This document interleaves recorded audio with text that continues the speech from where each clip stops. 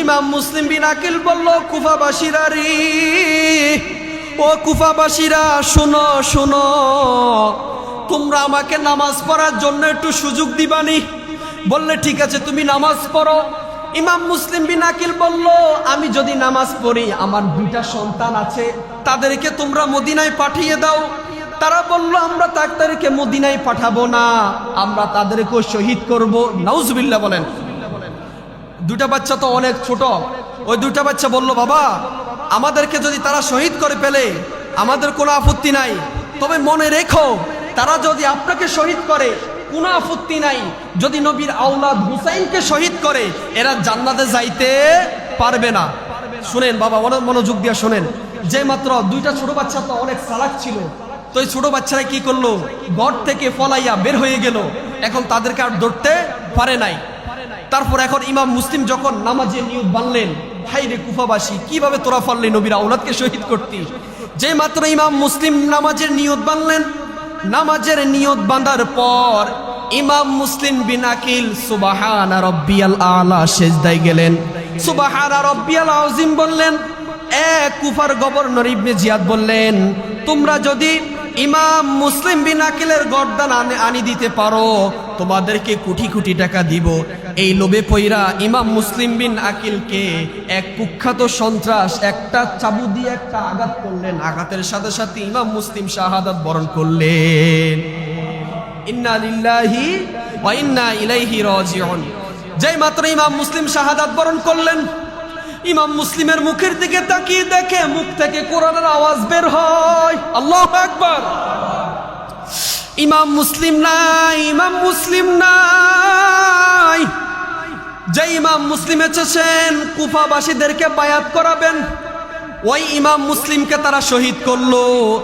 এখন তার দুইটা সন্তান, এখন তারা অন্ধকার হয়ে গেল, এখন তারা মদিনাতে যাইতে পারে নাই।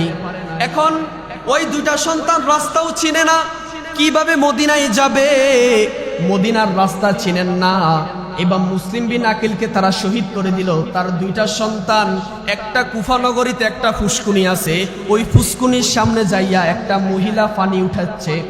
ওই মহিলার কাছে যাই বললেন, ও আম্মা, আমাদেরকে আজকে রাত্রে থাকার জন্য একটু ব্যবস্থা করে দেন। ওই মহিলা বলল, বাবা তোমাদের নাম কি? বললে, আমাদের পরিচয় দিব না। বলে, কেন? বলে, আমাদের যদি পরিচয় দিই, তারা আমার বাবাকে শহীদ করেছে, তারা আমাদেরকে শহীদ করবে। আল্লাহু আকবার। তাদের দিলের মধ্যে খবর হয়ে গিয়েছে তাদেরকে শহীদ করবে। যে মাত্র এই কথা বললেন, ওই মহিলা দুই চোখের পানি ফেলে দিলেন আর বলেন, বাবা তোমরা তো ছোট, এত কিছু জানো না, তোমরা জানো কেন? তোমার বাবার নাম কি? বলে, আমার বাবার নাম হলো মুসলিম বিন আকিল। তারা মদিনা থেকে চিঠি পাঠাইয়া আমার বাবাকে কুফা নগরীতে আনছে, তারা বায়াত গ্রহণ করবে। কিন্তু তারা এখন আমার বাবার কাছে বায়াত গ্রহণ না কইরা আমার বাবাকে তারা শহীদ করে দিল। যে মাত্র মহিলা এই কথা শুনলেন, বলে, বাবা কিছু মনে করবা না, আজকে রাত্রে তোমরা আমার ঘরে থাকো, সকালবেলা তোমরা মদিনাতে চলে যাইবা। যে মাত্র এই কথা বললেন, এখন ইমাম মুসলিম বিন আকিলের দুইটা সন্তান, একজনের নাম হলো মোহাম্মদ, আরেকজনের নাম হলো ইব্রাহিম। একজনের নাম হলো মোহাম্মদ, আরেকজনের নাম হলো ইব্রাহিম। এই দুইটা সন্তানকে ও মহিলা ঘরের মধ্যে নিয়ে গেলেন, তাদেরকে খাওয়াইলেন। এমন পানির পিপাসা, পানি নাই, কোনো জায়গায় পানি নাই। ওই দুইটা সন্তান তারা রাত্র এখন শুয়ে পড়লেন। যখন রাত্র 12টা-1টা বাজলো, যখন গভীর রাত হয়ে গেল, তার স্বামীর নাম হলো হারেস। ওই স্বামী চলে আসলো, আয়সা বলে, স্ত্রী আজকে ইবনে জিয়াদ একটা ঘোষণা দিয়েছেন, যদি ইমাম মুসলিমের দুইটা সন্তানকে যদি জীবিত অবস্থায় তার দরবারে নেওয়া হয় এবং তাদেরকে যদি শহীদ করে যদি তার দরবারে যদি নেওয়া হয়, তাহলে ইবনে জিয়াদ এত পুরস্কার দিবেন, এত পুরস্কার দিবেন, আমরা ধনী হয়ে যাব। বলুন না নাউজুবিল্লাহ। যে মাত্র এই কথা বললেন, এখন তার স্ত্রী বললেন, স্বামী আমার, যদি আপনি আমাকে অনুমতি দেন, সারা জীবন আপনার দাসত্ব করে খাবো, বান্দিগিরি করে খাবো, তারপর আপনি এই দুইটা সন্তানকে শহীদ কইরেন না। কুখ্যাত ফেরাউন, নাম শুনি না আমরা ফেরাউনের, যিনি মুসা আলাইহিস সালাতু ওয়াস সালামকে অনেক কষ্ট দিয়েছেন। আমাদের সমাজে দেখবেন ফেরাউনের মতো অনেক মানুষ আছে, সামনে হুজুর হুজুর, পিছনে চাইলে হুজুরের বদনাম সমালোচনার অভাব নাই। এটা ফেরাউন থেকে আরো আগের থেকে শুরু হয়েছে। ফেরাউন যখন মুসা নবীকে এত কষ্ট দিয়েছেন, আল্লাহ বললেন, ও মুসা, তোমার হাতে যে লাঠি আছে ওই লাঠিকে পানির ভিতরে আঘাত করো, আঘাত করার সাথে সাথে রাস্তা হয়ে গেল, বলুন না সুবহানাল্লাহ। ওই রাস্তা যেদিন হয়েছে, ফেরাউন যেদিন পানিতে ডুবে মরে গিয়েছে, ওই দিন ছিল মুহররম মাসের 10 তারিখ। সুবহানাল্লাহ। শুধু তাই নয়, মুহররম মাসে 10 তারিখে আল্লাহ রাব্বুল আলামিন পৃথিবীকে ধ্বংস করে দিবেন। পৃথিবী যেদিন ধ্বংস হয়ে যাবে, ওই দিন থাকবে মুহররম মাসের 10 তারিখ এবং শুক্রবার দিন আসরের নামাজের পর আল্লাহ রাব্বুল আলামিন আল কারিআতু মাল কারিআ ওয়া মা আদরাকা মাল কারিআ, এই সূরা যেদিন নাজিল হয়েছিল, আল্লাহ রাব্বুল আলামিন এই সূরার মধ্যে কিয়ামতের বর্ণনা করেছেন পৃথিবী কেমনে ধ্বংস হবে। যেদিন পৃথিবী ধ্বংস হবে ওই দিন থাকবে মুহররম মাসের 10 তারিখ, বলুন না সুবহানাল্লাহ। দেখেন, আমার নবীকে এক সাহাবী বললেন, ইয়া রাসূলুল্লাহ, কিয়ামত কবে হবে? কিয়ামত কবে হবে? দেখেন, আজকের ভিডিও অনেক শিক্ষণীয় ভিডিও, কিছু শিখার আছে। দেখেন, আল্লাহ নবী বললেন, ও সাহাবী, তোমার কি আছে? কিয়ামতে, তুমি যে কিয়ামতের চিন্তা করো, তুমি যে হাসর ময়দানে দাঁড়াবা, তোমার কি আছে বলো। ওই সাহাবী দুই চোখে কান্না করে বলেন, ইয়া রাসূলুল্লাহ, আমার আমল নাই, কিছুই নাই, তবে আমার একটা জিনিস আছে। বললেন, ও সাহাবী, ওই জিনিসটা কি? আমার নবী বললেন, ও সাহাবী, ওই জিনিসটা কি বলো। ওই সাহাবী বললেন, ইয়া রাসূলুল্লাহ, আমার আমল নাই, আমি গুনাহগার হতে পারি, তবে ইয়া রাসূলুল্লাহ, আমি আপনি নবীকে বেশি ভালোবাসি। আমার নবী বললেন, আল্লাহর ইজ্জতের কসম, ও সাহাবী শুনো, তুমি আমি নবীকে ভালোবাসলা, দুনিয়ার বুকে তুমি যাকে বেশি ভালোবাসবা, হাসর ময়দানে তার সাথে তোমার হাসর নাসর হবে। সুবহান। আর আওয়াজ করে বলুন না সুবহান। বুঝছেন? এক সাহাবী বলেন, ইয়া রাসূলুল্লাহ, কিয়ামত কবে হবে? আমার নবী বললেন, তুমি কিয়ামতের জন্য কি প্রস্তুতি নিচ্ছ? আমল করেছো? বলেন, ইয়া রাসূলুল্লাহ, আমার কিছু নাই, তবে আমার একটা জিনিস আছে, ওই জিনিসটা হলো আমি আমার নূরের নবী হায়াতুন নবীকে বেশি ভালোবাসি। আজকে আমরা কেন নবী নবী করি? কারণ ওই নবী আমার কবরে আসবে, ওই নবী আমার হাসরে আসবে, ওই নবী আমার ফুলসিরাতের পারে আসবে। দেখেন, আমি মূল আলোচনায় ঢুকে পড়লাম। আল্লাহ রাব্বুল আলামিন কোরআনুল কারীম নাজিল করেছেন একমাত্র মুসলমান যারা, তারা যেন হেদায়েতের পথে আসে। এখন আমাদের সমাজে কিছু মুফতি সাহেব, কিছু বড় বড় আলেম দেখবেন মুহাদ্দিস দাবি করে, তারা কোরআন শরীফের ভিতরে ভুল পায়। নাউজুবিল্লাহ বলেন। আল্লাহ বলেন, যালিকাল কিতাবু লা রাইবা ফীহি হুদাল লিল মুত্তাকিন। তাফসীর জালালাইন শরীফ, যে তাফসীর লিখেছেন ইমাম জালালউদ্দিন সুয়ুতী রাহমাতুল্লাহ আলাইহি, ওই ইমাম জালালউদ্দিনের তাফসীর পড়ে দেখলাম, তাফসীর কারকগণ বলেন, ইমাম তাফসীর ইবনে কাসির তার কিতাব পড়ে দেখলাম, তিনি উল্লেখ করেছেন, কোন ব্যক্তি যদি কোরআন শরীফের মধ্যে ভুল ধরে এবং ভুল পায়, তার ঈমান থাকবে। দেখেন, সংক্ষিপ্ত বুঝাই, আমরা যে একটা সম্প্রদায়কে কাদিয়ানি বলি, কাদিয়ানি কাফের না? তারা কেন কাফের হয়েছে? আমার নবীকে শেষ নবী মানেন না, আমার নবীকে শেষ নবী মানেন না, এই জন্য তারা কাফের। তারা কয়টা অক্ষর মানে না কোরআন শরীফের?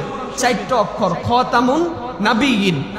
যে ব্যক্তি 4টা অক্ষর না মানার কারণে কাফের হয়ে যায়, আর আল্লাহ বলেন, আমার কোরআন শরীফের যদি একটা জের, একটা জবর, একটা হরফ যদি কেউ না মানে, তার ঈমান থাকবে। যালিকাল কিতাবু লা রাইবা ফীহি হুদাল লিল মুত্তাকিন। ও দুনিয়ার মানুষেরা, এই কিতাবের মধ্যে কোনো সন্দেহ নাই, কোনো ভুল নাই, কেউ যদি ভুল ধরতে পারো, তোমাদের ঈমান থাকবে। দেখেন, ওই কোরআনুল কারীমে আল্লাহ রাব্বুল আলামিন আহলে বায়াতের কথা বলেছেন। এখন আসুন, আহলে বায়াত কারা, পাক পাঞ্জাতন কারা, আপনারা জানেন? দেখেন, আল্লাহ নবী রাহমাতুল লিল আলামিন একদিন খোলা আকাশের নিচে দাঁড়িয়ে রইলেন। দাঁড়ানোর পর আম্মাজান ফাতেমাতুজ জোহরা রাদিয়াল্লাহু তাআলা আনহাকে ডাক দিলেন, মা ফাতেমাতুজ জোহরাকে ডাক দিলেন, মাওলায়া আলী শেরে খুদাকে ডাক দিলেন। ওই আলী কেমন আলী জানেন? জিনার জন্ম হয়েছে খানা কাবার ভিতরে। বলুন না সুবহানাল্লাহ। পৃথিবীর মধ্যে এমন কোন সন্তান নাই যার জন্ম হয়েছে কাবাঘরের মধ্যে, তবে আমার আল্লাহ বলেন, আমি এমন একজন সন্তানকে জন্মগ্রহণ করাবো যিনি হবেন কাফেরদের জন্য তলোয়ার, যিনাকে দেখলে কাফেরের 14 গোষ্ঠীরা ভয় পাইতো। বলুন না সুবহানাল্লাহ। ওই শেরে খুদা মাওলায়া আলী এবং হাসান হোসাইন রাদিয়াল্লাহু আনহুমাদেরকে ডাক দিলেন, 4 জনদেরকে ডাক দিলেন। আর আমার নবী মোট কয়জন হলো? 5 জন। তখন নবীজির স্ত্রী উম্মে সালমা বলেন, ইয়া রাসূলুল্লাহ, আমাকে কি ডাক দিবেন না? সুবহানাল্লাহ। আমার নবী বলেন, ও সালমা, এখানে আমার যারা আহলে বায়াত, যাদেরকে আমি বেশি ভালোবাসি, এদেরকে আমি ডাক দিয়েছি, তুমি এখানে আসার তোমার অনুমতি নাই। যখন হাসান এবং হুসাইন, মা ফাতেমাতুজ জোহরা, মাওলাই আলীকে আমার নবীজি আনলেন। আনার পর আল্লাহকে বললেন, আল্লাহ আল্লাহুম্মা হাউলাই আহলি বাইতি, আল্লাহুম্মা হাউলাই আহলু বাইতি। ও রব্বুল আলামিন, আমার চাদরের নিচে যে 5 জন আমরা আছি এরা হলো আমার আহলে বায়াত। সুবহানাল্লাহ। ও আল্লাহ, আহলে বায়াতকে যারা ভালোবাসবে, আমার পাক পাঞ্জাতন আমার আওলাদকে যারা ভালোবাসবে, আল্লাহ তুমি তাদেরকে ভালোবাসিনিও। সুবহানাল্লাহ। নবীজি বলেন, যারা আমি নবীকে ভালোবাসতে চাও তাহলে সর্বপ্রথম আমার আহলে বায়াতকে ভালোবাসো। আর আজকে আমরা এমন মুসলমান, আহলে বায়াত কি আমরা নিজেও জানি না। আছে না না এমন মুসলমান? আলহামদুলিল্লাহ সূরা পড়তে জানি না। আমরা এমন মুসলমান, নামাজ রুকু সেজদা কিভাবে পড়তে হয় আমরা জানি না।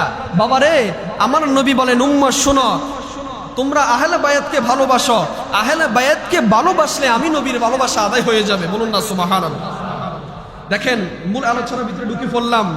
10 মুহররম হযরতে হুসাইন রাদিয়াল্লাহু তাআলা আনহুমাকে শহীদ করেছেন এজিদ বাহিনী, দুষ্ট এজিদ। এখন আমাদের সমাজে দেখেন, আজকে আমি যখন কিতাব খুললাম, কিতাবের মধ্যে পেলাম কিছু কিছু মানুষ কিয়ামতের আগে আসবে যারা ইমাম হুসাইনকে দোষী মনে করবে এবং ইয়াজিদকে রহমতুল্লাহ বলবে। বলুন না নাউজুবিল্লাহ। এখন আমাদের সমাজে অনেক পীর সাহেব দেখবেন, অনেক বড় বড় মুফতি মুহাদ্দিস দেখবেন, এলেমের অভাব নাই রে বাবা, তারা বলে ইয়াজিদ রহমাতুল্লাহ, জুমার ওয়াজ করে, ইমাম হুসাইনের নাম নেয় না। আছে না নাই? অভাব নাই। তো আমার নবী বলেন, উম্মত তোমরা আমি নবীকে ভালোবাসার আগে আমার আহলে বায়াতকে ভালোবাসো। দেখেন, 10 মুহররম হযরতে হুসাইন রাদিয়াল্লাহু তাআলা আনহুকে কুফা নগরীতে চিঠি পাঠাইলেন। ওই দিনটি ছিল 8ই জিলহজ, বিকালবেলা। কারবালা নগর থেকে কোন কিতাবে পাওয়া যায় 150 চিঠি পাঠিয়েছেন, আবার কোন কিতাবে পাওয়া যায় 500 চিঠি পাঠিয়েছেন। এইভাবে চিঠি পাঠাইতেছেন, হে হুসাইন, আপনি কুফা নগরীতে চলে আসেন, আমরা আপনার কাছে বায়াত গ্রহণ করব। তো হুসাইন রাদিয়াল্লাহু তাআলা আনহু বললেন, ও মুরব্বীরা, আমি কি কুফা নগরীতে যাব? আমাকে চিঠি পাঠিয়েছে, আমি যেন তাদের কাছে চলে যাই। তো এভাবে আপনাদের মতো কিছু মুসল্লি ছিল মসজিদে নববীতে। তো মুসল্লিরা বলল, হুজুর আপনি কুফা নগরীতে যাওয়ার দরকার নাই, কারণ এরা আপনার বাবা ইমাম আলী রাদিয়াল্লাহু তাআলা আনহুকে শহীদ করেছেন। এদের মুখের কথা বড় সুন্দর, এদের হাতের লেখা বড় সুন্দর, এদের জবান বড় সুন্দর, কিন্তু তলোয়ারের আঘাত বড়ই খারাপ। তখন হুসাইন রাদিয়াল্লাহু তাআলা আনহু বললেন, আমি যদি কুফা নগরীতে না যাই তাহলে হাসর ময়দানে যদি ওরা আল্লাহর কাছে যদি বিচার দেয়, আমার নানার কাছে যদি বিচার দেয় যে আমরা হুসাইনকে বলেছি কুফা নগরীতে আসতে, তার কাছে বায়াত গ্রহণ করব, হুসাইন আসে নাই, তখন আমি কি করব? আল্লাহু আকবার, আল্লাহু আকবার। দেখেন, যে হাসান হুসাইন জান্নাতি যুবকদের সর্দার হবে, ওই হাসান হুসাইন বলে, যদি আল্লাহর কাছে কাঠগড় আমাকে দাঁড়ান করানো হয় তখন আমি কি জবাব দিব? এই কথা বলার পর এখন কুফা নগরীতে চিঠি আসতে লাগলো। আস্তে আস্তে এমন চিঠি আসলো, কোন কিতাবে পাওয়া যায় 1800 চিঠি আসলো। এখন হুসাইন রাদিয়াল্লাহু তাআলা আনহু বললেন, ও মুসল্লিরা, আপনারা কি আমাকে অনুমতি দিবেন? আমি কি কুফা নগরীতে চলে যাব? এই কথা বলার পর মুসল্লিরা বলে, আপনি যাওয়ার দরকার নাই, কারণ আপনি এখানে আছেন, ভালো আছেন। কুফা নগরীতে যাওয়ার দরকার নাই, কারণ এজিদ বড় খারাপ, এজিদের মতো খারাপ পৃথিবীতে আর কোনো মানুষ ছিল না, এত খারাপ ছিল, নিকৃষ্ট ছিল। দেখেন, তখন হুসাইন রাদিয়াল্লাহু তাআলা আনহু বললেন, ও মুসল্লিরা শুনেন, তাহলে আমি একজন মানুষকে পাঠিয়ে দিই, যিনার নাম হলো মুসলিম বিন আকিল, আমার নবীজির চাচাতো ভাই। বলুন না সুবহানাল্লাহ। নবীজির চাচাতো ভাই মুসলিম বিন আকিলকে আমার নবীজি বললেন, ও মুসলিম বিন আকিল, তুমি কুফা নগরীতে চলে যাও। তুমি যদি কুফা নগরীতে চলে যাও, যদি তোমার কাছে মানুষগুলা বায়াত গ্রহণ করে, তোমার কাছে মানুষগুলা যদি বায়াত গ্রহণ করে, তারা যদি আমি হুসাইনকে চাই, তুমি আমাকে একটি চিঠি লিখে দিবা। ওই চিঠির মধ্যে বলবা, হুসাইন আপনি আসেন, যখন আমি তোমার চিঠি পাবো আমি তখন কুফা নগরীতে চলে যাব। বলুন না সুবহানাল্লাহ।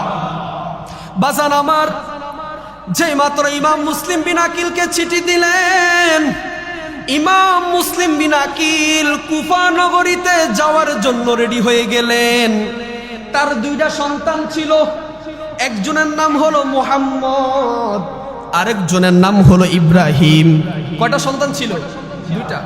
একজনের নাম হলো মোহাম্মদ, আরেকজনের নাম হলো ইব্রাহিম। ছোট বাচ্চা কিছুই বুঝে না। তারা বলল, বাবা আপনি যদি কুফা নগরীতে চলে যান, আপনার সাথে আমাদেরকেও নিয়ে যান। সুবহানাল্লাহ। হযরতে মুসলিম বিন আকিল বললেন, ও বাবা, আমি মনে হয় শহীদ হয়ে যাব, আমি মনে হয় আর ফিরে আসবো না। তুমি আমার সাথে যাওয়ার দরকার নাই, তুমি মদিনাতে থাকো। এবার দুইটা বাচ্চা বলে, বাবা আমরা যদি যুদ্ধ করতে নাও যদি পারি, হুসাইন রাদিয়াল্লাহু তাআলা আনহুর সামনে আমরা বুক পেতে দিয়াম, যত তীর আসবে আমাদের বুকের মধ্যে লাগবে, তারপর নবীর আউলাদের ফিরের মধ্যে দিব না। সুবহানাল্লাহ। বাবারে ইমাম মুসলিম বিন আকিল যখন এই ঘটনা পড়লেন, ইমাম মুসলিম বিন আকিলের দুই চোখের পানি ধরে রাখতে পারলেন না। এই কথা বলতে বলতে ইমাম মুসলিম বিন আকিলের দুইটা সন্তান বলল, বাবা আপনি আজকে কুফা নগরীতে যাওয়ার দরকার নাই, যদি যাইতে হয় আমাদের দুইটা ছোট বাচ্চাদেরকে নিয়ে যান। এই কথা বলার পর ইমাম মুসলিম বিন আকিল বলল, ঠিক আছে তোমরা রেডি হও। বলুন না সুবহানাল্লাহ।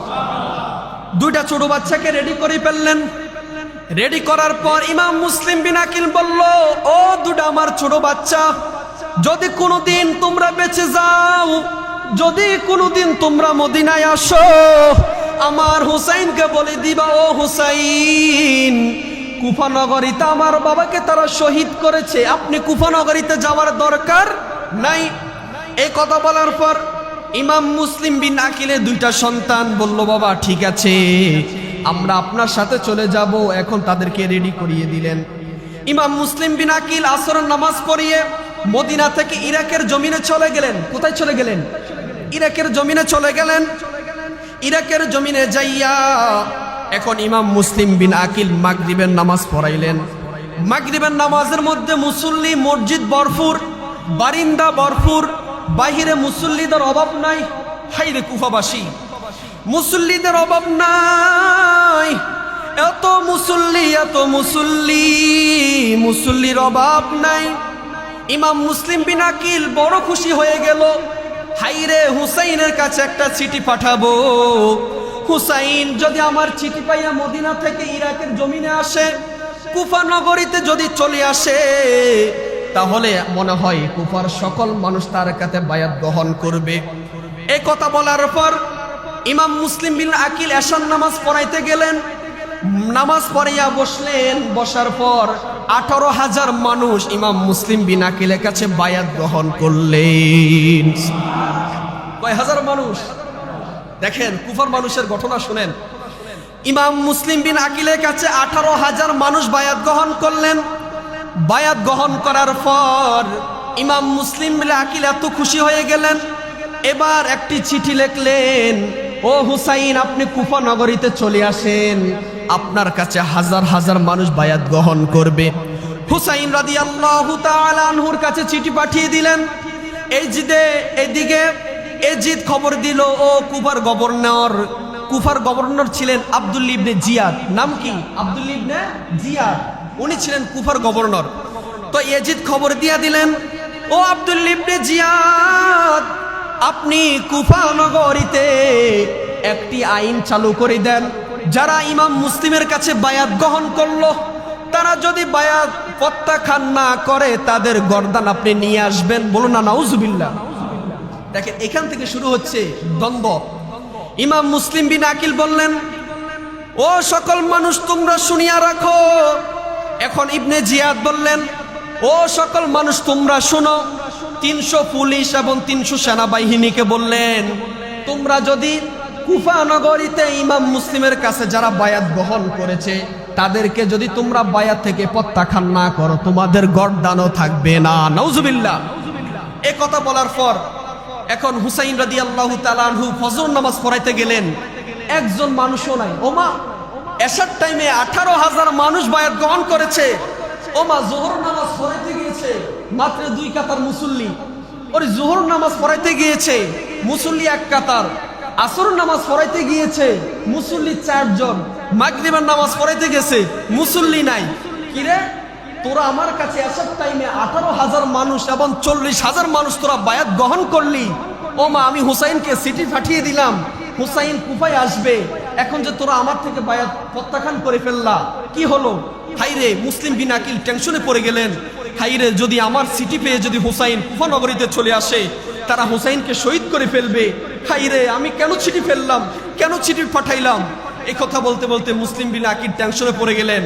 এশার নামাজ পড়াইতে মসজিদে ঢুকলেন, ওমা মুসল্লি নাই, একজন মুসল্লিও নাই। ইমাম মুসলিম বিন আকিল টেনশনে পড়ে গেলেন, হাইরে নবীর আওলাদকে যদি তারা শহীদ করে ফেলে আমি আল্লাহর কাছে কি জবাব দিব? কারণ আমি চিঠি লিখেছি, চিঠি লেখার পর তারা এখন উম্মে হানি নামও এক মহিলা ছিল, ওই মহিলাকে বললেন, আম্মা আমি মুসলিম বিন আকিল মদিনা থেকে এসেছি আপনাদেরকে বায়াত করানোর জন্য, এখন রাত্রবেলা আমি মদিনায় যাইতে পারবো না, আপনি আমাকে রাত্র থাকার জন্য একটি নির্দিষ্ট ব্যবস্থা করে দেন না, বলুন না সুবহানাল্লাহ। ওই মহিলা অনেক ভালো মহিলা ছিলেন, ওই মহিলা বলল, বাবা আমি তো তোমাকে চিনি না, তোমার নাম কি?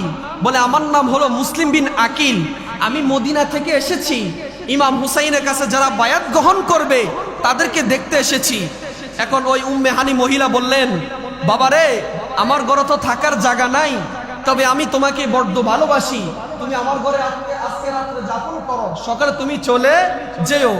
এদিকে কুফার গভর্নর ইবনে জিয়াদ এত বড় খারাপ ছিল, নিকৃষ্ট ছিল, ওই ইবনে জিয়াদ ঘোষণা দিয়ে দিল, যদি তোমরা মুসলিম বিন আকিলের গর্দান কল্লা যদি আনতে পারো তোমাদেরকে 150 উট দিব, বলুন না নাউজুবিল্লাহ।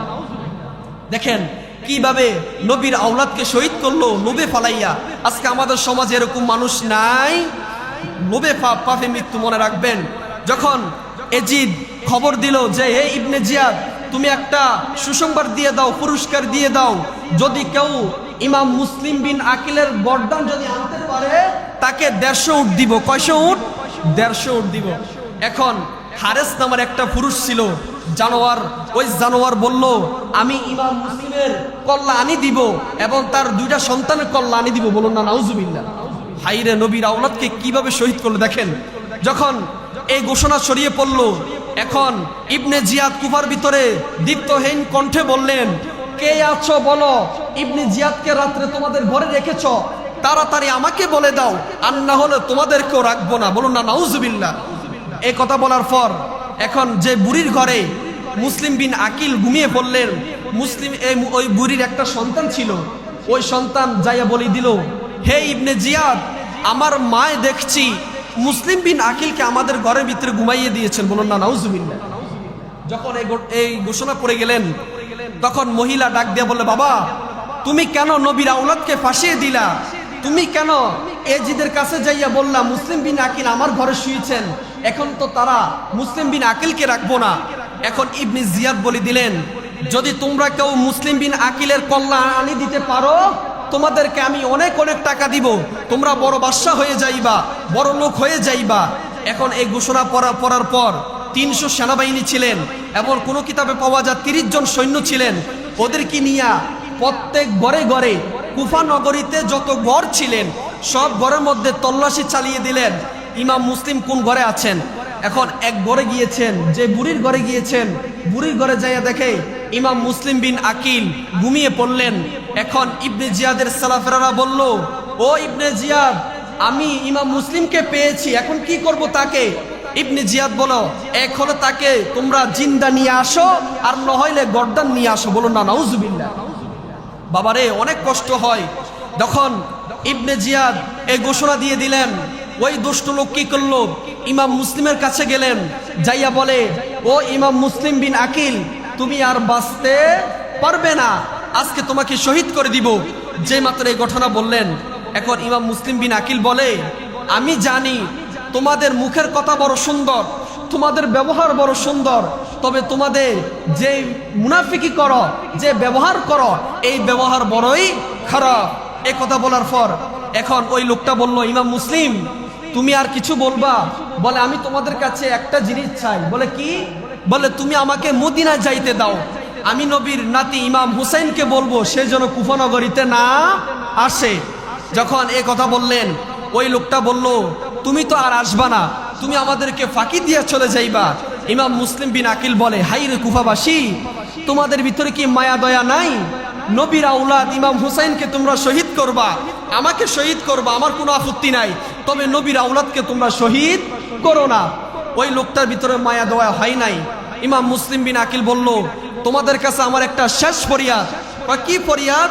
বললে, তুমি আমাকে 1 ঘন্টার জন্য মদিনা যাইতে দাও, আমি হুসাইনের কাছে খবর দিয়ে আবার চলে আসব, হুসাইনকে না করবো, ও হুসাইন আপনি কুফা নগরীতে আসার দরকার নাই। বাজান আমার, যেই মাত্র ইমাম মুসলিম বিন আকিল ওই লোকটাকে বললেন, ওই লোকটা বলল, আমরা আজকে আপনাকে ছাড়বো না, আপনার কল্লা যদি আমরা ইবনে জিয়াদের দরবারে নিয়ে যাইতে পারি, আমাদেরকে হাজার হাজার টাকা দিবে, হাজার হাজার লক্ষ কোটি টাকা দিবে। আমরা যদি ওই টাকা পেয়ে যাই, আমরা ওই টাকা পাওয়ার পর অনেক বড়লোক হয়ে যাব। নাউজুবিল্লাহ বলেন। এখন তারা ইমাম মুসলিম বিন আকিলকে শহীদ করে দিবে। যখন ফজর আজান দেয়, এখন ইমাম মুসলিম বিন আকিল বলে, ও কুফাবাসীরা, তবে মনে রেখো, তোমরা আজকে নবীর আওলাদকে শহীদ করবা, হাসরের ময়দানে আল্লাহর কাঠগড়ায় যখন তোমাদেরকে দাঁড় করানো হবে, তখন রেহাই পাবে না। যে মাত্র এই কথা বললেন, ইমাম মুসলিম বিন আকিল বললেন, ও কুফাবাসী শোনো, আমাকে তোমরা শহীদ করে দিবা, কোনো আপত্তি নাই, তবে মনে রাখো, আমাকে শহীদ করার আগে 2 রাকাত নামাজ পড়তে দাও। বাবারে, নামাজের কত গুরুত্ব! নামাজ কেন পড়ব? আমরা নামাজও পড়ি, মিথ্যা কথাও বলি, নামাজও পড়ি, আমরা মাঝে মধ্যে সুদও খাই, নামাজও পড়ি, আবার সুগরখুরি করি, আছে না নাই? ইমাম মুসলিম বিন আকিল বললেন, ও কুফাবাসী, আমাকে শহীদ করে দিবা, কোনো আপত্তি নাই, শহীদ করার আগে আমাকে 2 রাকাত নামাজ পড়তে দাও। বললে, কেন তুমি নামাজ পড়বা কেন? বলে, নবীর আওলাদ যারা হবে, নবীর উম্মত যারা হবে, যারা জান্নাতে যাইবে, তারা কখনো নামাজ ছাড়তে পারে না। আল্লাহু আকবার। এইদিকে ফজর আজান দেয়। ইমাম মুসলিম বিন আকিল বলল, কুফাবাসীরা রে, ও কুফাবাসীরা, শোনো শোনো, তোমরা আমাকে নামাজ পড়ার জন্য একটু সুযোগ দিবানি? বললে, ঠিক আছে, তুমি নামাজ পড়ো। ইমাম মুসলিম বিন আকিল বলল, আমি যদি নামাজ পড়ি, আমার 2টা সন্তান আছে, তাদেরকে তোমরা মদিনায় পাঠিয়ে দাও। তারা বলল, আমরা তাদেরকে মদিনায় পাঠাবো না, আমরা তাদেরকেও শহীদ করব। নাউজুবিল্লাহ বলেন। 2টা বাচ্চা তো অনেক ছোট। ওই 2টা বাচ্চা বলল, বাবা, আমাদেরকে যদি তারা শহীদ করে ফেলে, আমাদের কোনো আপত্তি নাই, তবে মনে রেখো, তারা যদি আপনাকে শহীদ করে, কোনো আপত্তি নাই, যদি নবীর আওলাদ হুসাইনকে শহীদ করে, এরা জান্নাতে যাইতে পারবে না। শুনেন বাবা, অনেক মনোযোগ দিয়ে শোনেন। যে মাত্র 2টা ছোট বাচ্চা তো অনেক চালাক ছিল, তো এই ছোট বাচ্চারা কি করলো, ঘর থেকে পলাইয়া বের হয়ে গেল। এখন তাদেরকে আর ধরতে পারে নাই।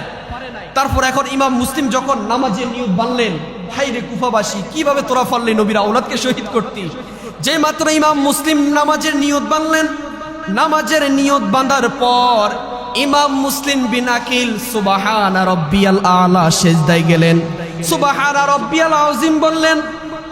কুফার গভর্নর ইবনে জিয়াদ বললেন, তোমরা যদি ইমাম মুসলিম বিন আকিলের গর্দান আনি দিতে পারো, তোমাদেরকে কোটি কোটি টাকা দিব। এই লোভে পইরা ইমাম মুসলিম বিন আকিলকে এক কুখ্যাত সন্ত্রাস একটা চাবু দিয়ে একটা আঘাত করলেন। আঘাতের সাথে সাথে ইমাম মুসলিম শাহাদাত বরণ করলেন।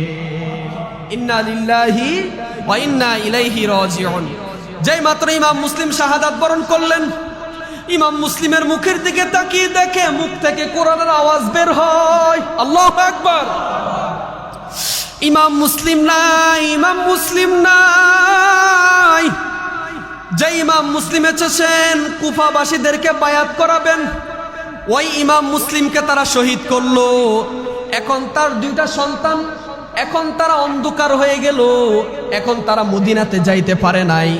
এখন ওই 2টা সন্তান রাস্তাও চিনে না, কিভাবে মদিনায় যাবে, মদিনার রাস্তা চিনেন না। ইমাম মুসলিম বিন আকিলকে তারা শহীদ করে দিল। তার 2টা সন্তান, একটা কুফা নগরীতে একটা ফুসকুনি আছে, ওই ফুসকুনির সামনে যাইয়া একটা মহিলা পানি উঠাচ্ছে। ওই মহিলার কাছে যাই বললেন, ও আম্মা, আমাদেরকে আজকে রাত্রে থাকার জন্য একটু ব্যবস্থা করে দেন। ওই মহিলা বলল, বাবা তোমাদের নাম কি? বললে, আমাদের পরিচয় দিব না। বলে, কেন? বলে আমাদের যদি পরিচয় দিই, তারা আমার বাবাকে শহীদ করেছে, তারা আমাদেরকে শহীদ করবে। আল্লাহু আকবার। তাদের দিলের মধ্যে খবর হয়ে গিয়েছে তাদেরকে শহীদ করবে। যে মাত্র এই কথা বললেন, ওই মহিলা দুই চোখের পানি ফেলে দিলেন আর বলেন, বাবা তোমরা তো ছোট, এত কিছু জানো না, তোমরা জানো কেন? তোমার বাবার নাম কি? বলে আমার বাবার নাম হলো মুসলিম বিন আকিল। তারা মদিনা থেকে চিঠি পাঠাইয়া আমার বাবাকে কুফা নগরীতে আনছে, তারা বায়াত গ্রহণ করবে, কিন্তু তারা এখন আমার বাবার কাছে বায়াত গ্রহণ না কইরা আমার বাবাকে তারা শহীদ করে দিল।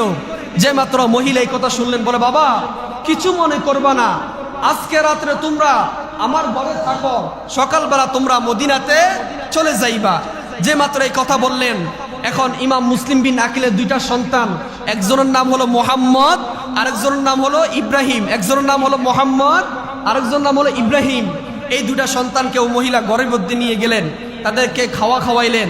এমন পানির পিপাসা, পানি নাই, কোনো জায়গায় পানি নাই। ওই দুটা সন্তান তারা রাত্র এখন শুয়ে পড়লেন। যখন রাত্র 12টা-1টা বাজলো, যখন গভীর রাত হয়ে গেল, তার স্বামীর নাম হলো হারেস। ওই স্বামী চলে আসলো, আয়েশা বলে, স্ত্রী আজকে ইবনে জিয়াদ একটা ঘোষণা দিয়েছেন, যদি ইমাম মুসলিমের দুইটা সন্তানকে যদি জীবিত অবস্থায় তার দরবারে নেওয়া হয় এবং তাদেরকে যদি শহীদ করে যদি তার দরবারে যদি নেওয়া হয়, তাহলে ইবনে জিয়াদ এত পুরস্কার দিবেন, এত পুরস্কার দিবেন, আমরা ধনী হয়ে যাব। বলুন না নাউজুবিল্লাহ। যে মাত্র এই কথা বললেন, এখন তার স্ত্রী বললেন, স্বামী আমার, যদি আপনি আমাকে অনুমতি দেন, সারা জীবন আপনার দাসত্ব করে খাবো, বান্দিগিরি করে খাবো, তারপর আপনি এই দুইটা সন্তানকে শহীদ কইরেন না। বলেন আল্লাহুম্মা সাল্লি।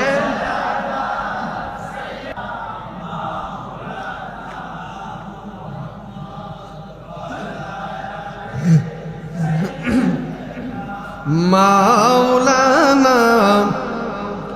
দেখেন, তারপরে যখন ওই দুইটা সন্তান, ইমাম মুসলিম বিন আকিলের দুইটা সন্তান, একজনের নাম হলো মোহাম্মদ, আরেকজনের নাম হলো ইব্রাহিম। ওই ইব্রাহিম বলল, বাবা আপনি যখন চলে যাবেন আমাদের আপত্তি নাই, তবে আমাদেরকে মদিনা পাঠিয়ে দেন। যখন এই কথা বললেন, এখন ইমাম মুসলিম বিন আকিলের দুইটা সন্তান ওই মহিলার ঘরে রাত্রে মানে আপনার ঘুমিয়ে পড়লেন। এখন ওই স্বামী বললেন, আজকে ইবনে জিয়াদ আমাদেরকে খবর দিল, যদি ইমাম মুসলিমের দুইটা সন্তানকে যদি আমি জীবিত অবস্থায় তার দরবারে নিয়ে যাইতে পারি, তাহলে ইবনে জিয়াদ আমাদেরকে অনেক টাকা দিবেন। ওই মহিলা বলল, স্বামী আমার, আপনি এই কাজ করেন না। যদি আপনি নবীর আওলাদেরকে কষ্ট দেন, আওলাদের গলায় যদি ছুরি চালান, হাসর ময়দানে রেহাই পাবেন না। যখন এই কথা বললেন, সেই তো লোক চলে আসলো শরীরে, সে আর মানতে পারলেন না। এখন সে শুনতে পেল কে জানি চিৎকার দিয়া কান্না করতেছে, এখন ছোট বাচ্চাদের কান্নার আওয়াজ। সে বলল, স্ত্রী আমার, আজকে আমাদের ঘরের মধ্যে কে কান্না করে? মহিলারা অনেক সালাক দেখবেন, মহিলারা বলে, আরে কেউ না, বড় বাহির থেকে কোন ছোট পোলা কান্না করে, দেখবেন মহিলারা একটু চালাক হয়। তখন ওই মহিলা বলল, আমার ঘরে কেউ নাই, যাইসাও বাইরের মধ্যে কেমন কান্না করে, ঘুমিয়ে পড়ো। ইবনে জিয়াদ ওই সালা বলল, হারেস বলল, আমার বিশ্বাস হয় না, আমার মনে হয় ওই দুইটা ছোট বাচ্চা আমাদের ঘরে আছে। এখন সেই বাইরের ভিতরে যাইলেন, বাহিরে যাইয়া দেখে দুইটা সন্তানের কান্না আওয়াজ শোনা যায় না, ঘর থেকে কান্নার আওয়াজ শোনা যায়। সে যখন আরেক রুমে চলে গেলেন, যাইয়া দেখে বড় ভাই ছোট ভাইকে জড়াইয়া ধরে কান্না করে আর বলে, ভাই আমরা মনে হয় আর বাঁচবো না, আমাদের বাবাকে তারা শহীদ করে দিয়েছে। যদি সকালবেলা হুসাইন চলে আসে 10ই মুহররম, যদি হুসাইন রাদিয়াল্লাহু তাআলা আনহু যদি চলে আসে, তারা হুসাইনকে শহীদ করবে, আমাদেরকে শহীদ করে দিবে। ভাই তুমি যদি কখনো মদিনায় যাও, হুসাইনকে না করে দিবা, সে যেন মদিনায় না আসে। আল্লাহু আকবার। বড় ভাই বলল, ছোট ভাই তুমি মদিনায় যাইলে হুসাইনকে না করে দিও। এখন ওই দুইটা ছোট বাচ্চা এমন জোরে একজন আরেকজনকে জড়িয়ে ধরে কান্না করতেছে।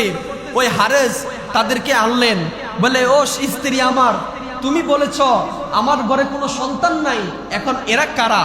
তখন এই কথা বলার পর স্বামী আপনার ইবনে জিয়া হারেসের স্ত্রী চিৎকার মেরে কান্না করলেন আর বললেন, স্বামী আমার, এদেরকে আপনি শহীদ করবেন না, এরা মাসুম বাচ্চা, কিছুই বুঝে না, এদেরকে আপনি মাইরান, এদেরকে ছেড়ে দেন। ওই হারেস টাকার লোভে, ক্ষমতার লোভে এদেরকে ছাদ থেকে এমন জোরে একটা আসার মারলেন, আসারের সাথে সাথে যারা ইয়া হুসাইন কইয়া শাহাদাত বরণ করলেন। বলুন আল্লাহু আকবার। যে মাত্র তাদেরকে সাত থেকে এমন জোরে একটা আসার মারলেন, আসারের সাথে সাথে যারা ইয়া হুসাইন, শাহ হুসাইন, ইয়া হুসাইন বলে তারা শাহাদাত বরণ করলো। দুইটা ছোট বাচ্চা, তাদের কি দোষ ছিল তোমরা তাদেরকে শহীদ করলা? ওই দুইটা ছোট বাচ্চাকে আপনার শহীদ করার আগে ওই দুইটা ছোট বাচ্চা বলে, হারেস আমি জানি তুমি আমার বাবাকে শহীদ করেছ, তবে আমাদেরকে শহীদ করার আগে আমাদেরকে 2 রাকাত নামাজ পড়তে সুযোগ করে দাও। দুইটা ছোট বাচ্চা নামাজ কি বুঝে বাবা, নামাজ তো ফরজ হয় নাই। ওই দুইটা ছোট বাচ্চা বলে, হারেস আমাদেরকে মারবা কোনো আপত্তি নাই, তবে মারার আগে আমাদেরকে নামাজ পড়ার জন্য সুযোগ করে দাও। হারেস তাদেরকে নামাজ পড়ার জন্য সুযোগ করে দিলেন। নামাজরত অবস্থায় এমন ভাবে দুনো ভাইকে উপরের দিকে আবার নিচের দিকে মারলেন, দুনো ভাই শাহাদাত বরণ করে ফেললেন। এইদিকে হুসাইন রাদিয়াল্লাহু তাআলা আনহু মুসলিম বিন আকিলের চিঠি পেয়ে এখন তিনি চলে আসলেন। আসতে আসতে কুফায় একটি জায়গায় আসলেন। ওই জায়গায় আয়েশা বলেন, কিছু মানুষ বলেন, ও হুসাইন আপনি কই যাচ্ছেন? বলে আমি কুফা নগরীতে যাচ্ছি, তারা আমার কাছে বায়াত গ্রহণ করবে। হুসাইনকে ওই লোকেরা বলল, আপনি কুফা নগরীতে যাওয়ার দরকার নাই, কারণ কুফা নগরের মানুষগুলা ভালো না। দেখেন শুনেন, যখন এই কথা বললেন ইমাম হুসাইন বললেন, ও মানুষগুলা তোমরা কিভাবে জানো? বললে এরা আপনার বাবা মাওলাই আলী শেরে খোদাকে শহীদ করেছে, উসমান জিন নুরাইনকে শহীদ করেছে, আপনার বড় ভাই হাসান রাদিয়াল্লাহু তাআলা আনহুকে বিষ প্রয়োগ করে শহীদ করেছে, মুসলিম বিন আকিলকে শহীদ করেছে। এরা আপনাকেও শহীদ করবে, আপনি মদিনায় যাওয়ার, কুফা নগরীতে যাওয়ার দরকার নাই। এখন হুসাইন চিন্তা করলেন, হাই রে ঠিকই তো বললো, এখন আমি যদি ফিরে চলে যাই তাহলে আমার কি অবস্থা হবে, আমি আমার নানা জানার কাছে কি জবাব দিব? এইদিকে হুসাইন রাদিয়াল্লাহু তাআলা আনহু যখন ইমাম মুসলিমের চিঠি পেয়ে গেলেন, চিঠি পাওয়ার পর তার বিবি স্ত্রী আছেন সকিনা জয়নাল আবিদিন, ইমাম হুসাইনের 6 মাসের শিশু আলী আসগর, হাইরে বাবা কত কষ্ট দিয়েছে, ফুরাত নদী বন্ধ করে দিয়েছে, আলী আসগরকে পানি দিবে না, ফুরাত নদী বন্ধ করে দিয়েছে, পানি নাই, পানি নাই, একজন পুরুষ নাই, একজন মহিলা নাই, কেউ নাই। এখন ইমাম হুসাইন রাদিয়াল্লাহু তাআলা আনহু বিকালবেলা নামাজ পড়ে মুসল্লিদেরকে বিদায় নিচ্ছেন, আমি কুফা নগরীতে চলে যাই, যদি কখনো বেঁচে থাকি আবারও দেখা হবে, আর যদি তারা আমাকে শহীদ করে দেয় তাহলে জান্নাতে দেখা হবে। বলুন না সুবহান। যে মাত্র ইমাম হুসাইন রাদিয়াল্লাহু তাআলা আনহু এখন সৈন্যদেরকে নিয়ে, সাথীদেরকে নিয়ে, ছেলে সন্তান বিবিদেরকে নিয়ে এখন সেই কুফা নগরীতে চলে আসবে। এই মুহূর্তে তার বোন জয়নব, ইমাম হুসাইনের বোনের নাম কি? জয়নব, আর ছেলের নাম হলো আলী আসগর। দেখেন যখন জয়নবকে বলল, বোন আমি কুফা নগরীতে চলে যাই, যদি কখনো ফিরে আসি আবার দেখা হবে, আর যদি ফিরে না আসি আর দেখা হবে না। এবার হুসাইন রাদিয়াল্লাহু তাআলা আনহু সাথীদেরকে নিয়ে, সৈন্যদেরকে নিয়ে ইমাম হুসাইন চলে গেলেন। যাইতে যাইতে একটা স্থানে গিয়ে তার ঘোড়া এখন আর চলতে পারে নাই, ঘোড়ার মধ্যে পানির পিপাসা লেগেছে। এখন ইমাম হুসাইন বলল, হাই রে কুফা মানুষ, তোমরা মুসলিম বিন আকিলকে শহীদ করলা, এখন তোমরা আমাকেও শহীদ করবা, পানি কেন বন্ধ করলা? হাই রে নবীর আওলাদের জন্য এক গ্লাস পানিও তখন ছিল না। বাজান আমার, ইমাম হুসাইন রাদিয়াল্লাহু তাআলা আনহুকে যখন কুফা নগরীতে দাওয়াত করলেন, এখন ইমাম হুসাইন কুফা নগরীর আগে পৌঁছিয়ে গেলেন। এখন কিছু মানুষ বলে, আপনি কুফা নগরীতে যাওয়ার দরকার নাই, এরা মুসলিম বিন আকিলকে শহীদ করে ফেললো, এখন আপনাকে শহীদ করে দিবে। এই কথা বলার পর হুসাইন রাদিয়াল্লাহু তাআলা আনহু বললেন, আমি কুফা নগরীতে চলে যাব, তারা যদি আমাকে শহীদ করে তারপর আমার কোনো আফসোস নাই। সুবহানাল্লাহ। ইমাম হুসাইনের সাথে কিছু সৈন্য ছিল, কিছু মানুষ ছিল, তাদেরকে বলল, ও সৈন্যরা, ও আমার সাথীরা, তোমরা যদি আমার থেকে চলে যাও আমার কোনো কিছু আসে যায় না, যদি তোমরা আমার থেকে চলে যাও আমার কিছু হবে না, আর আমার সাথে যদি তোমরা কুফা নগরীতে চলে যাও তাহলে তোমরা হাসরের ময়দানে আমি হুসাইনের সাথে জান্নাতে থাকবা। সুবহানাল্লাহ। এই কথা বলার পর ইমাম হুসাইন তার সাথীদেরকে বললেন, তোমরা কি আমার সাথে কুফা নগরীতে যাইবা? বললেন, ও হুসাইন, যদি কুফা নগরীতে যাওয়ার পর যদি তারা আমাদেরকে শহীদ করে দেয়, যত তীর আসবে আপনাকে লাগতে দিব না, আমরা বুকটা পেতে দিব, যত তীর আসবে সকল তীর আমাদের বুকে পড়বে, তারপর নবীর আওলাদকে আমরা শহীদ করতে দিব না। সুবহানাল্লাহ। যে মাত্র এই খবর ছড়িয়ে পড়ল, নাই নাই ইমাম মুসলিম নাই, নাই নাই মুহাম্মদ নাই, ইব্রাহিম নাই, এই মাত্র হুসাইন রাদিয়াল্লাহু তাআলা আনহু তাদের সৈন্যদেরকে নিয়ে চলে গেলেন। এখন জয়নব বলল, ভাই আপনি কই যাচ্ছেন? বললে, আমি কুফা নগরীতে যাচ্ছি। ইমাম হুসাইন দুই চোখের পানি ফেলে বলো, বোন হুসাইন, যদি কোনোদিন মদিনা যাওয়ার সুযোগ হয়, যদি কোনোদিন তুমি মদিনায় যাও, পৃথিবীর কোন রাজা বাদশার কাছে বিচার দিবা না, পৃথিবীর কোন মানুষদের কাছে বিচার দিবা না, আমার কারবালার বিচারটা আমার নানা রহমাতুল লিল আলামিনের কাছে বিচার দিবা। এই কথা বলার পর বোন জয়নব কাঁদতে কাঁদতে তার চোখের পানি মাটিতে পড়তে লাগলো। ইমাম হুসাইন বলল, বোন জয়নব, যদি কোনোদিন মদিনা যাওয়ার সুযোগ হয়, পৃথিবীর কোন রাজা বাদশার কাছে বিচারে দিবা নাই রে জয়নব। তারা আমার চাচাতো ভাই ইমাম মুসলিমকে শহীদ করেছে, তারা ইমাম মুসলিমের দুইটা সন্তানকে শহীদ করেছে, তারা আমি হুসাইনকে শহীদ করবে। এই বিচার কোন রাজা বাদশার কাছে দিবা না রে জয়নব, এই বিচার পৃথিবীর কোনো মানুষকে দিবা না।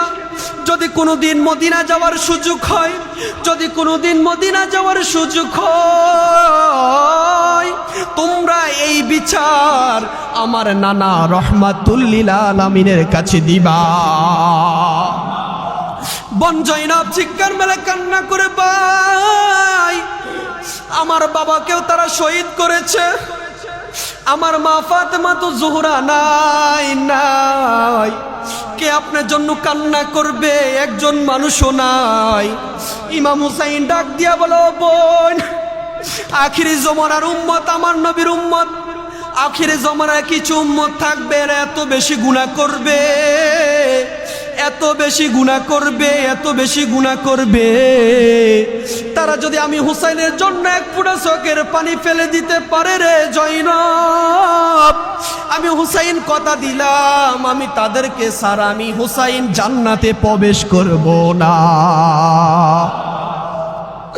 বোন জয়নব চোখের পানি ফেলে বলে, ও হুসাইন, হুসাইন, হুসাইন, আপনি কুফা নগরীতে যাওয়ার দরকার নাই, কুফা নগরীতে যাওয়ার দরকার নাই, আপনাকে তারা শহীদ করে দিবে। এই কথা বলার পর হুসাইন রাদিয়াল্লাহু তাআলা আনহু বললেন, বোন তুমি আমাকে বিদায় দাও, আমি যদি দেরি করে ফেলি তারা আমার কাছে বায়াত গ্রহণ করবে না।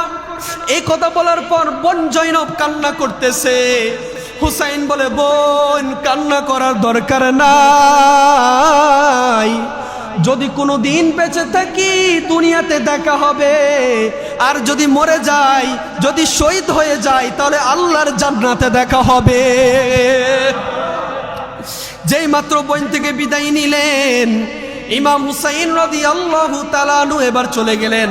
কুফার গভর্নর ইবনে জিয়াদ ঘোষণা দিয়ে দিলেন, ইমাম হুসাইন রাদিয়াল্লাহু তাআলা আনহু আসতেছে।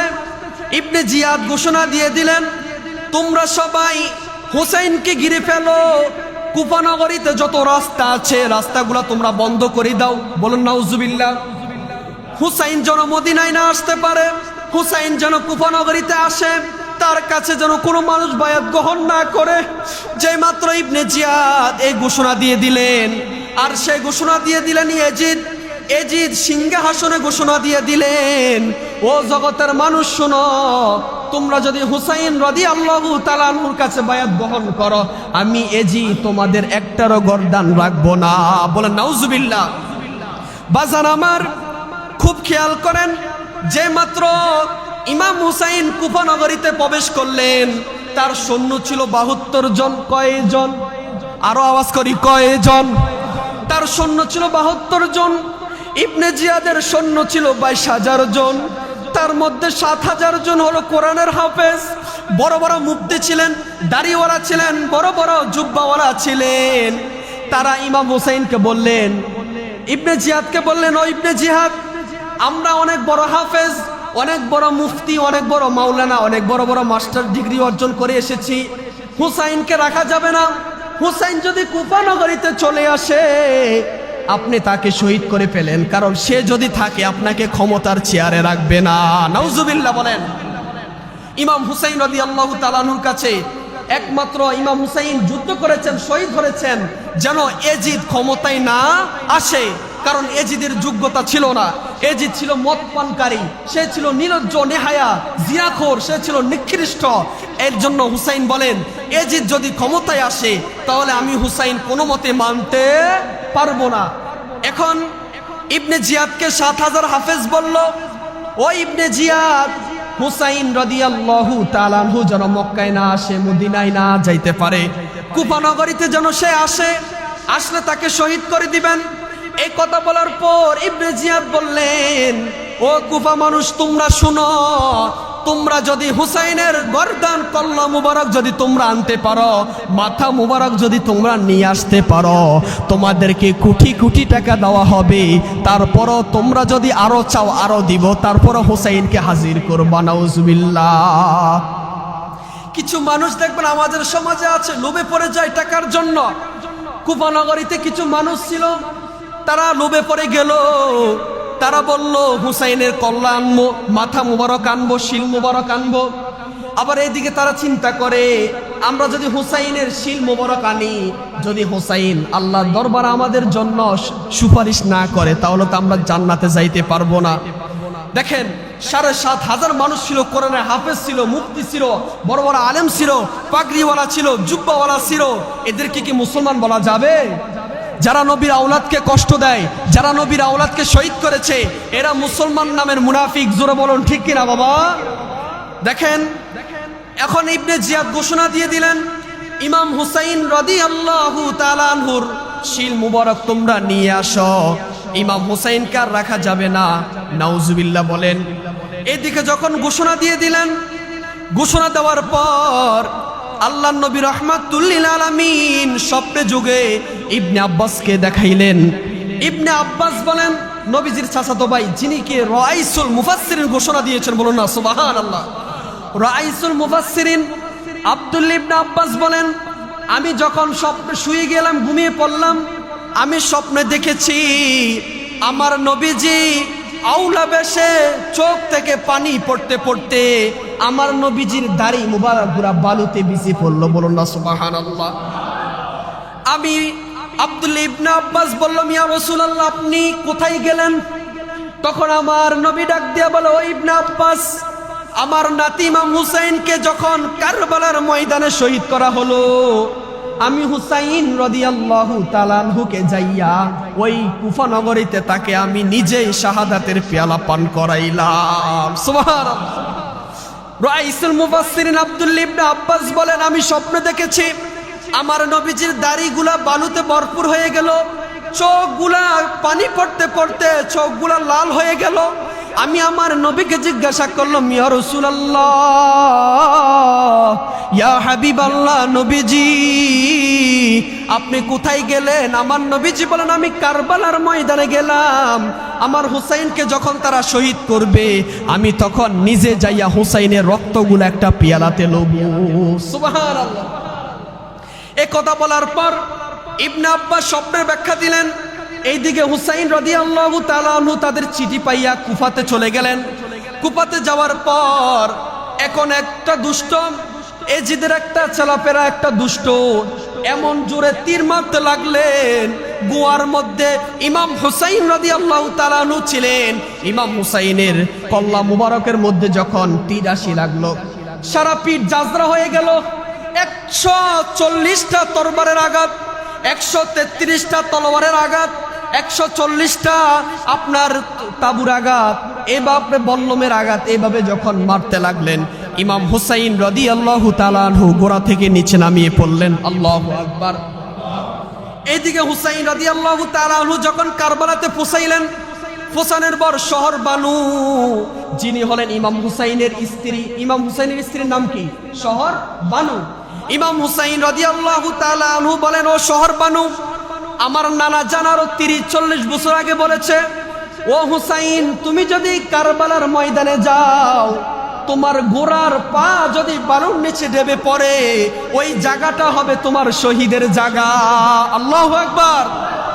ও হুসাইন, তুমি কারবালার ময়দানে চলে যাইলে তোমার গোয়ার পা গুলা আপনার বালুর নিচে ঢুকে পড়বে, গোড়ার সামনে আগাবে না, যেখানে গোড়া থেমে যাবে ওই জায়গাটা হবে তোমার শহীদের জায়গা। এখন শহর বানুকে বললেন, ও শহর বানু, একটা তরবারি লও, খাজুর গাছের মধ্যে আঘাত করো। যে মাত্র তাজা জিন্দা খাজুর গাছের মধ্যে যে মাত্র শহর বানু আঘাত করলেন, দেখে খাজুর গাছ থেকে রক্ত টপ টপে পড়তেছে। সুবহানাল্লাহ। আয় হায়, কে গঠাইলো কারবালার ময়দান, কে হুসাইনকে শহীদ করলো? দাড়িওয়ালা, টুপিওয়ালা, পাঞ্জাবিওয়ালা, ফাগরিওয়ালা, বড় বড় মুফতি, ডক্টর ডিগ্রি অর্জন করা যারা গঠাইছেন, বলেন এরা কি হুসাইনের প্রেমিক হতে পারে? এরা হলেন এজিদের উত্তরসূরি। কথা বলুন ঠিক কিনা বাবা? যে মাত্র শহর বানু খাজুর গাছের মধ্যে আঘাত করলেন, খাজুর গাছ থেকে রক্ত নিচে পড়তেছে। এখন হুসাইন চোখের পানি ফেলে বলে, ও শহর বানু, আমার আর বুঝার বাকি নাই। আমার নানা জান রহমাতুল লিল আলামিন বলেছে, আমি হুসাইন যেদিন 10 মুহররম শহীদ হব, ওই দিন আমার ঘোড়ার পা বালুর নিচে ঢুকে পড়বে এবং খাজুর গাছের থেকে রক্ত যেদিন বের হবে, ওই দিন আমার শাহাদাতের দিন। সুবহানাল্লাহ। শহর বানুকে বললেন, ও শহর বানু, আমাকে ছেড়ে দাও, আমি এজিদের সাথে যুদ্ধ করব। হুসাইনের 72 জন সৈন্য ছিল, কেউ নাই। ইবনে জিয়াদ ঘোষণা করে দিলেন, তোমরা কেউ হুসাইনকে জিন্দা রাখবা না। বলুন না নাউজুবিল্লাহ। হুসাইনের গর্দান কল্লা মাথা মুবারক তোমরা নিয়ে আসো, তোমাদেরকে কোটি কোটি টাকা দিব।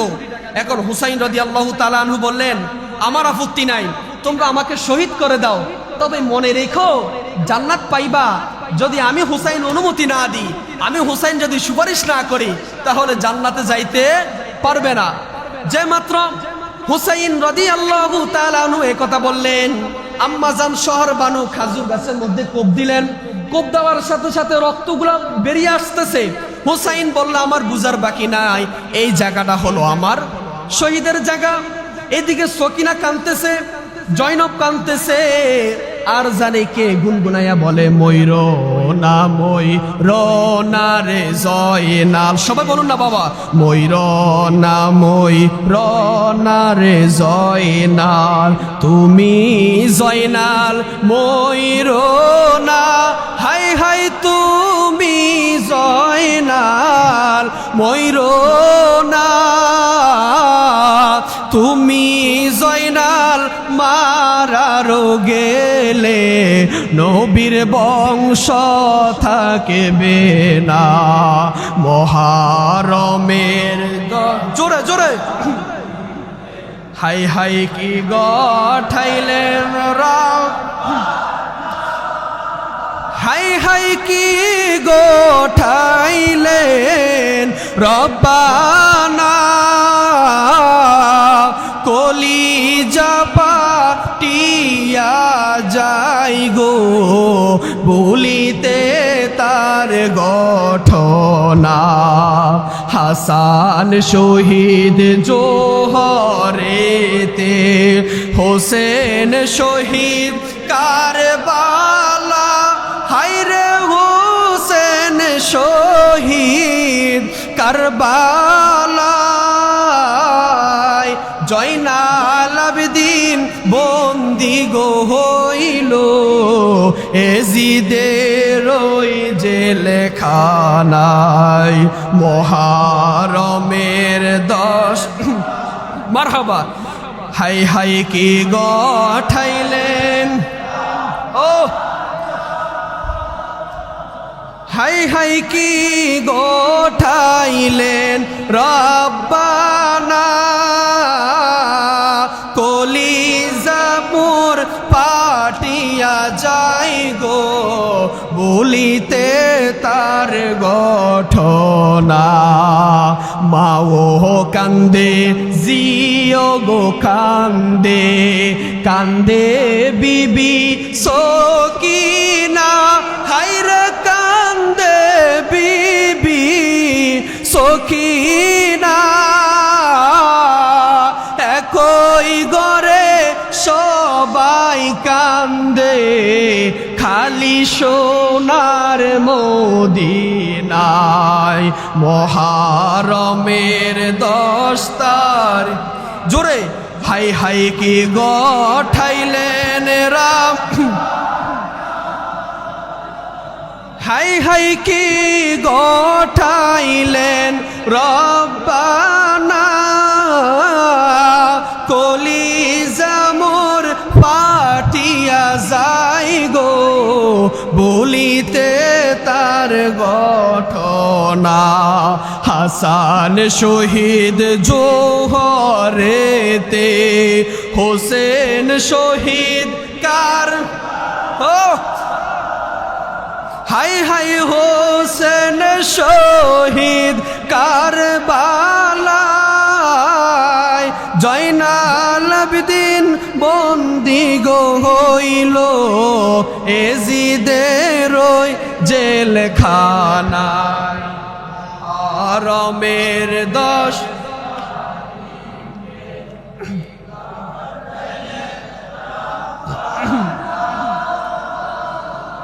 হাই হাই কি গঠাইলেন রব্বানা